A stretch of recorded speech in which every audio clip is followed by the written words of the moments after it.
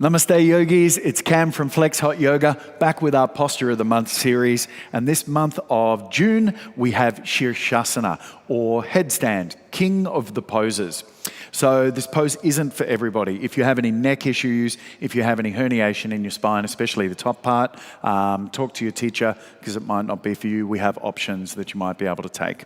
Aside from that, the muscles that we need switched on, we need to get the neck switched on. You need the core switched on. Think about balancing a piece of string, it's going to collapse. Think about balancing a broomstick, it balances in the center. So we need everything on in the core and the top part and the bottom part of the body when we're coming upside down.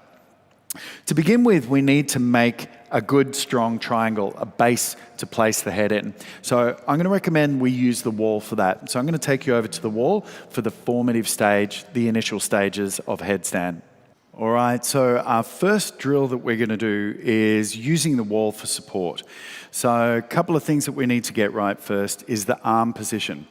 So headstand, especially supported headstand, could be just called forearm and pinky stand. So we're going to take most of the weight onto the forearms and into the shoulders through the skeleton that way, rather than directly down through the top of the head. So to do that, we need a couple of things. Firstly, we need to know what part of the head we're placing on the floor. Fontanelle, so base of the palm goes onto the bridge of the nose, middle finger right into the middle there, and that's the place that we're going to place the head onto the floor. Next thing we need is the correct arm position, which I'll show you in just a moment.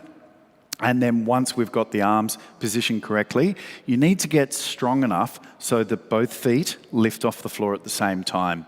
So when you're transitioning from the wall into freestanding headstand, the only rule is that the toes leave the ground at the same time. If they don't, it just opens it up to a whole world of injuries that can happen. So toes must leave the ground at the same time, and that's going to show you that your core is strong enough to hold your body upside down. So that's a good way. It's a good indicator to know if you're ready to do a freestanding headstand. So, arm position. We're going to take the arms into what I call the triangle of power or triangle of strength. So to get there, you're going to use your forearms as a judge. So you take your elbows onto the ground, hold from elbow to elbow, and then release the hands and interlace the fingers. Now, really important, what happens for most people is they release the hands and they move the elbows. The elbows need to be nailed there. They need to stay there for this whole procedure so that the head is in the correct alignment and the arms are going to support the body. Your hand position, with the hands open like that, you're going to flatten both little fingers into the floor. So you're not going to stack on top so that they squish. You're going to flatten them so that they're in line on the floor like that. It's making a cup for the head. So once you've got your wall, you're going to take your fingers right up against onto the wall, snug onto the wall, then hold from elbow to elbow. There's your position. Release the hands so that they sit right up against the wall like that, gently sliding the elbows back but staying in the position that you need to be in. Just check again to make sure it's all right. Once you've got both of the pinky fingers flattened into the floor, placing the fontanelle in between onto the floor, pressing the tongue to the roof of the mouth, press the elbows down, tuck the toes and lift the hips into a dolphin-like position. Now walking the feet in, you're wanting to squeeze the knees tight into the belly and pressing the elbows firmly into the floor. You're going to start by taking one heel to the buttocks and the other heel to the buttocks. That might be your first drill. If you're feeling okay, you might lift one heel, straighten the leg. Now notice my toes are nearly floating off the floor there. So that's giving me a good indicator I can lift that other leg up. Now you're not going to do that in a freestanding headstand. Why? Because the toes come off the ground at the same time. So the drill is to walk the feet in until you squeeze right in towards the chest, pressing the heels into the floor, lifting the heels up, and then lifting the legs. So the heels are gently on the wall and pressing the elbows into the floor. And then practice bringing the knees back down onto the mat. And there is your supported headstand. Second variation, if you're not confident enough yet to use the freestanding headstand, you can use the wall for a bit more assist. So from a kneeling position with the feet quite close, taking the elbows down onto the floor for your triangle of power, fingers interlaced, little fingers onto the floor, fontanelle in the middle. Tuck the toes and lift the hips, and placing one foot onto the wall to then take all the stack of the skeleton. So as you're feeling all of that weight coming onto the fontanelle, pressing into the elbows, taking one leg up, and then you can gently take the other leg up to match. And then coming down from there, taking one foot onto the wall and the other foot down onto the floor.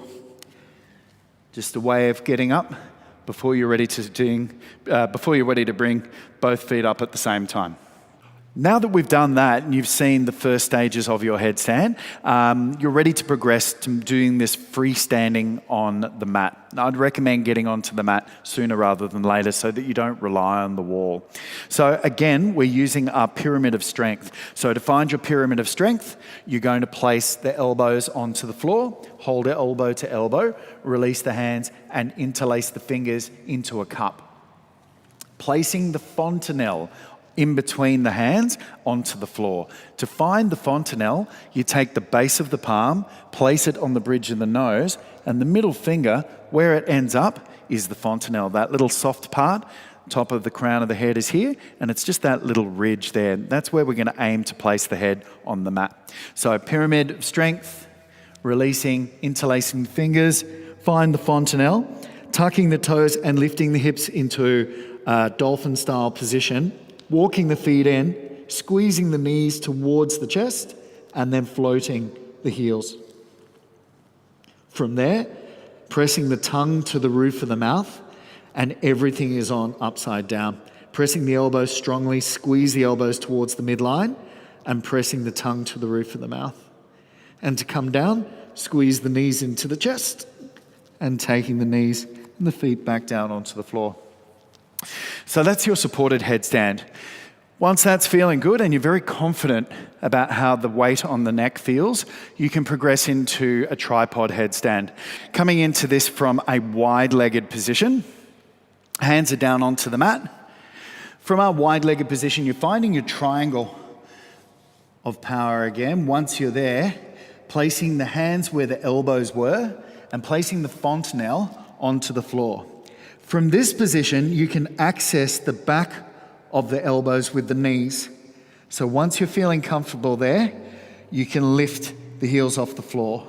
Squeezing the elbows towards the midline, press the hands into the floor, tongue to the roof of the mouth, and extend the legs to the sky. Again, everything needs to be on, the core is strong. And to transition back out of there, just bringing the knees into the chest and placing the feet down onto the floor.